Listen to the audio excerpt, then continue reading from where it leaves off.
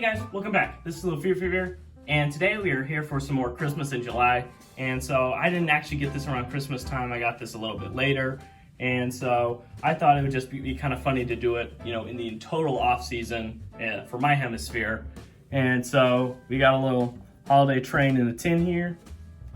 Let's just open it up, because that's what the back is flipped. Holiday train, choking hazard, I guess. And I think I might need some batteries. Yeah, not included. So I'll grab some of those later. Let's open it up. And so immediately, the train inside does not match the outside. Oh, it's all in one bag. Yeah, so this or this does not really match. This is, so I'll set this tin off to the side for now. And so I think I have some scissors lying around here. Yeah, but I think I can just rip it open. There we go. All right. Dump the contents out. We'll take a look at each little piece individually here pretty soon.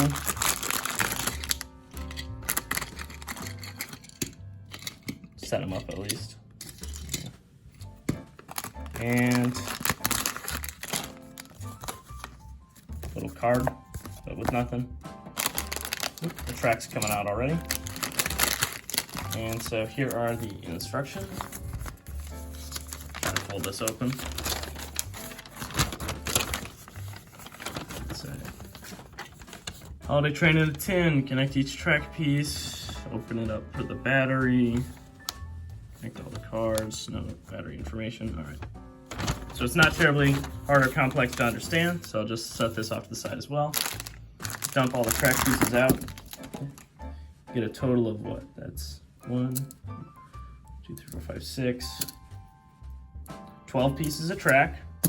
And so now let's take a look at each little individual car here, and I'll get it all hooked up, and I'll set up the little layout it comes in.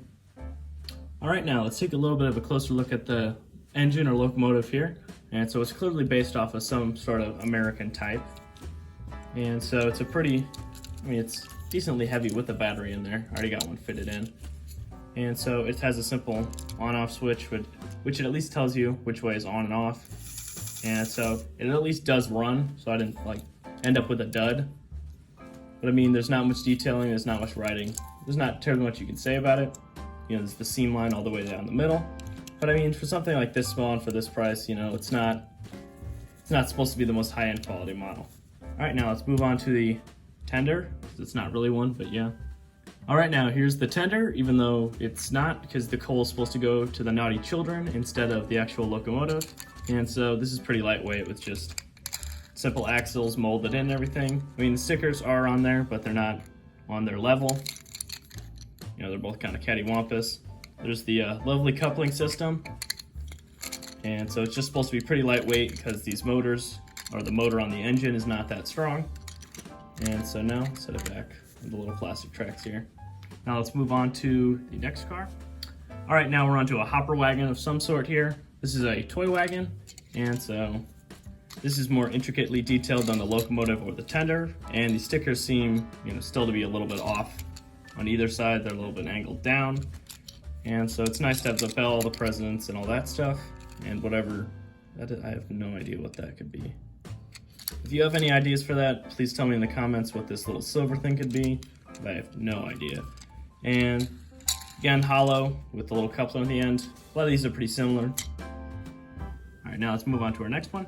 All right, now this final one is the most intricately molded. I don't know if Santa comes, oh, Santa is separate. So this is a Santa sleigh. And so this was actually a 3-piece, aside from the wheels and the coupler. With Santa screwed in, this green piece is screwed in, and the bag is connected to the green piece. That's all molded as one.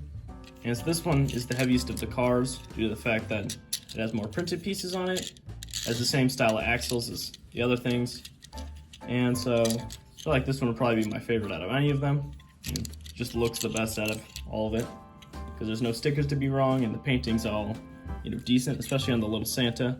He's waving. Also, in case any of you are wondering, it is pretty easy just to stick it back in its little tin here. I just wrapped up the 6 straight tracks with 1 rubber band instead of 2. And I mean, everything fits in, even the little paper fits in. And it rattles a little bit, but it does pretty all right. And so at least it does that part of its job. I mean, that's not terribly hard if it comes in that tin, which it is it's a decent tin. It's not fairly flimsy. I mean, if I dropped it right now from the train table, it wouldn't get dented or anything like that. So it's at least not gonna fall apart on you. Another thing I'd like to touch on is the little writing on the back here. I mean, it is a little nice piece of history. There's some residue of the sticker that I took off earlier. I mean, it talks about all that stuff. And so that's also another nice little detail that comes with this set. All right, now here's the little layout I created out of the track pieces here. And I do have one piece left. And so they just slot in with the hole on the other end. I know I'm not in focus here, but you can see the hole and they just slot in with the little peg. And so I'll just set this piece off to the side. And so now the track just stays kind of together. It's a little bit wobbly, but I mean, it's not the greatest, but for this price, it's pretty decent. It's a fun little toy that can all fit into a little tin. It's a pretty novel idea. Let's set up the tender next. This is not what the packaging says for you to put in the loop. The packaging suggests, you put it in the basic oval, but I didn't want to. I felt that was a little too basic, so I was just trying to see what all this track could do. Sometimes with like Bachmann Easy Track, it's not the most flexible with working with each other. And so let's put this last piece on, hopper. All right, let's see if the entire train runs.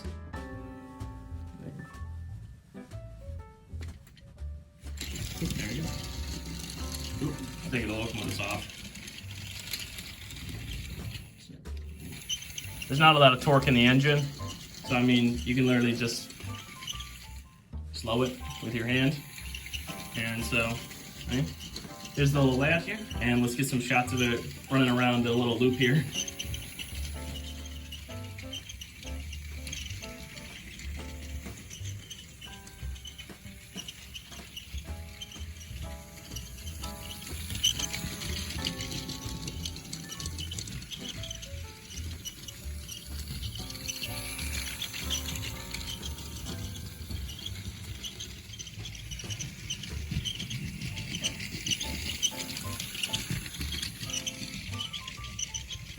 All right, now let's get this one last shot and then we'll move on to the rest of the video.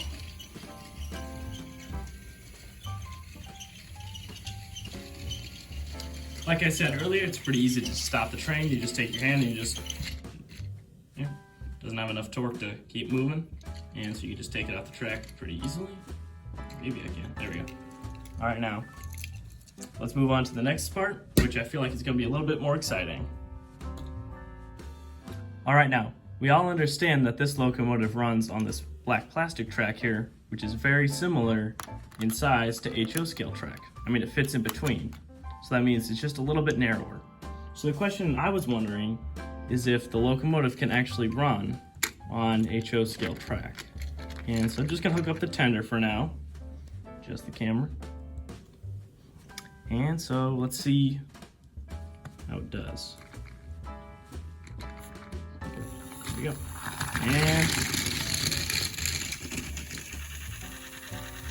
And we got stopped by a switch. It's a lot harder to stop on rails that are actual metal. But I mean, the tender kind of rolls all right. It doesn't rattle too terribly much. But yeah, it's just a smidge too small to actually run on HO track without deciding it wants to derail itself. Or just fall over. Oh, there we go. Yeah. It's coupling rod or coupling rod in air quotes because they're not really doing much. They're just like almost paper thin plastic. Got stuck on the rail for a second there. But that's a shame it can't actually run on HO track. That'd be kind of funny to just see it rattling around the layout. Alright, now let's move on to the conclusion of this video. Alright, now we're on to the conclusion of this video. I feel like this product does everything that it intends to say. I mean, it doesn't say that it does anything more. You know, it has the gift card, the cool car, all the stuff. And so, I mean, for ages 8 and up, as the box say, I feel like that's a decent rating. I feel like it could be like 6 and up, because I feel like even to a certain extent, this is not really for anybody above the age of 8, I feel. Because, you know, once you get to real models, things like that, I feel like that's more fun than just a little novelty set. But, you know, when you're young, obviously you don't think like I do. And so for the right price and for that, I feel like it's really good value for that, or at least you have to source your own batteries. That's something else. That's another cost to it. I mean, it does its job and it does nothing more really. So I can't judge this like it's a hardcore model because it's clearly a toy. And so that's why I just try to have fun with it. And so I'd like to thank you guys so much for making it to the end of this not really serious video. And so I'd like to thank you guys so much for watching. And I hope you had fun like I had fun with this. I mean, it was nice to just let back and not think anything seriously about this model or anything, because it's not a model, it's a toy. And so I'd like to thank you guys again, and I'll see you guys next time. Bye-bye!